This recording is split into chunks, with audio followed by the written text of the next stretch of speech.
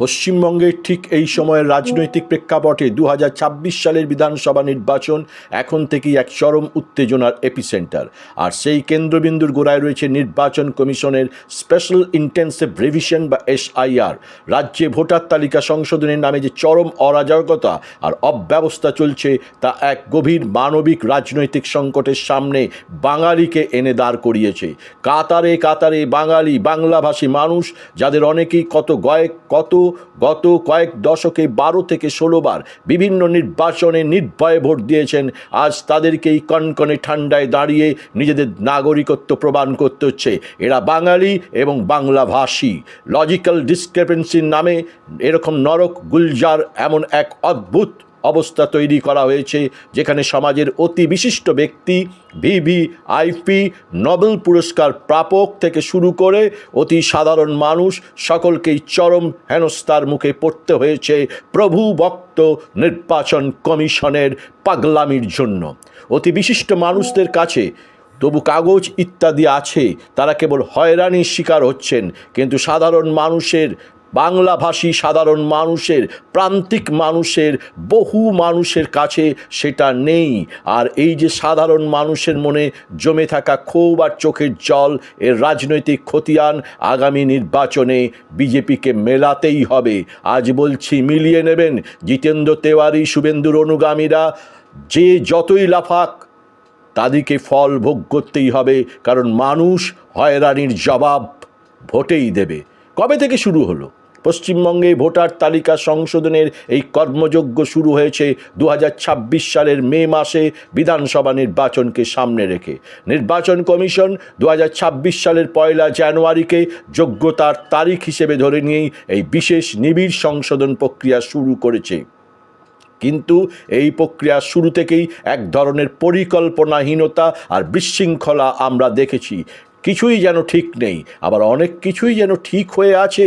শুভেন্দুর গলাবাজি দেখলেই বোঝা যায়, শুভেন্দুর গলাবাজি শুনলেই বোঝা যায়, শুভেন্দুর এবং সুকান্ত শ্রমিকের গলাবাজি শুনলেই বোঝা যায় কিভাবে মানুষজনের নাগরিকত্ব প্রমাণ হবে সেটা ঠিক নেই, কিন্তু বহু লক্ষ মানুষের নাম বাদ যাবে সেটা ঠিক হয়ে আছে। হ্যাঁ, যখন এই কথা বলছি তখন মাথায় রাখুন, শুভেন্দু অধিকারীর হুঙ্কার 2 কোটি মানুষের নাম বাদ যাবেই। আসলে এরা বাঙালি, এদের ভাষা বাংলা। এই কারণেই কি বিজেপির রাগ? মানে শুরুর আগেও লক্ষ্য স্থির করে নেওয়া হয়েছিল, SIR শুরুর আগেই বলে দেওয়া হয়েছিল যে বাদ যাবে এত। আর বিশেষ করে দ্বিতীয় পর্যায়ে স্ক্রুটিনির সময়ে এই অব্যবস্থা, এই প্যান্ডোমোনিয়াম চরমে পৌঁছেছে। সাধারণ মানুষ অভিযোগ করছেন, তারা দশকের পর দশক এই দেশে বসবাস করছেন, ভোট দিচ্ছেন, কিন্তু হঠাৎ করেই তাদের পরিচয় নিয়ে প্রশ্ন তোলা হচ্ছে। চলুন, দুর্গাপুর শহর, কাঁকসা, গলসির আদিবাসী সংখ্যালঘু মুসলিমদের বেছে বেছে বাদ দেওয়ার জন্যই ডাকা হচ্ছে বলে অভিযোগ। এই যে লিগ্যাসি ডাটা বা উত্তরাধিকার সূত্রের তথ্যের খোঁজ, এটা সাধারণ মানুষের কাছে এক প্রহার প্রমাণ বাধা হয়ে দাঁড়িয়েছে। ইনফ্যাক্ট তাদের বেশিরভাগ মানুষজনই বুঝতে পারছেন না যে ইলেকশন কমিশন ঠিক কি চাইছে, কি দেখাতে হবে, কি করলে তাদের ভোটাধিকার রক্ষা পাবে, কি করলে তাদের গণতান্ত্রিক অধিকার রক্ষা পাবে, কি করলে বাংলা ভাষীদের মান সম্মান টিকে থাকবে। এই সংশোধনী প্রক্রিয়ায় প্রায় 58 লক্ষ মানুষের নাম খসড়া তালিকা থেকে বাদ পড়ে গেছে। আবার ডাক পাচ্ছেন নাকি 94 লক্ষ। ভাবুন তো, একবার ভোট দিতে না পারা মানে গণতান্ত্রিক অধিকার থেকে বঞ্চিত হওয়া। অথচ এই বিশাল সংখ্যক মানুষের নাম কাটার আগে বা তাদেরকে আনম্যাপড বা অসংলগ্ন হিসেবে চিহ্নিত করার আগে কোনো সঠিক তথ্য সাধারণের কাছে পৌঁছায়নি, যা সাধারণ মানুষের গণতান্ত্রিক সাংবিধানিক অধিকার ছিল।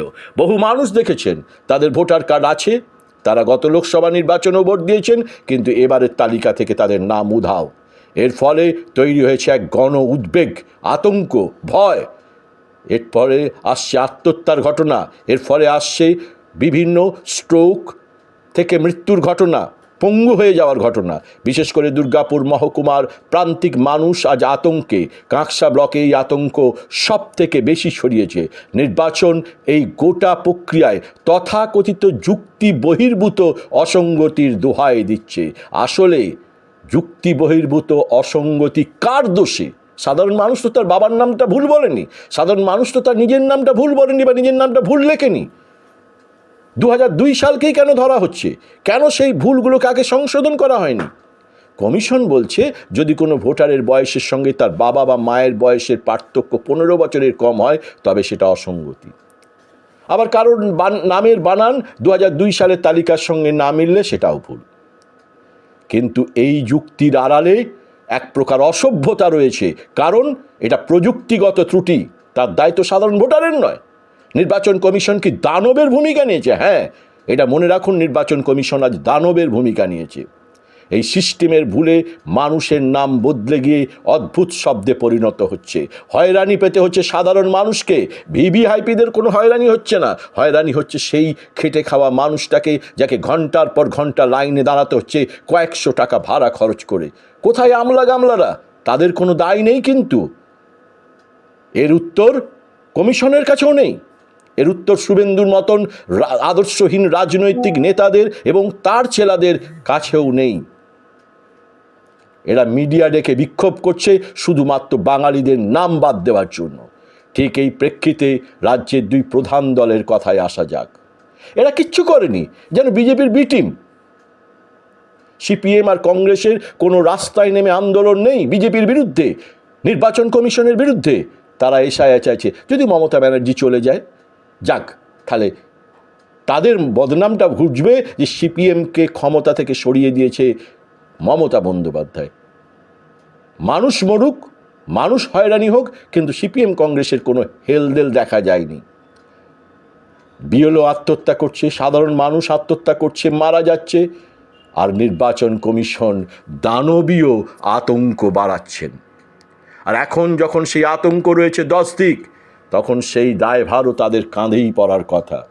মুখ্যমন্ত্রী মমতা বন্দ্যোপাধ্যায় বারবার এই বিষয়ে নির্বাচন কমিশনকে চিঠি লিখে নিজের বিরক্তি ও উদ্বেগের কথা জানিয়েছেন, কিন্তু প্রভুভক্ত নির্বাচন কমিশন সে বিষয়ে তো কান দেবে না। আর প্রধান আরও দুটো দল আছে, সিপিএম আর কংগ্রেস, তারাও ময়দানে দেখা দেবে না। বাঙালির ভোটাধিকার কিভাবে রক্ষা হবে সেটাই সবচেয়ে বড় কথা।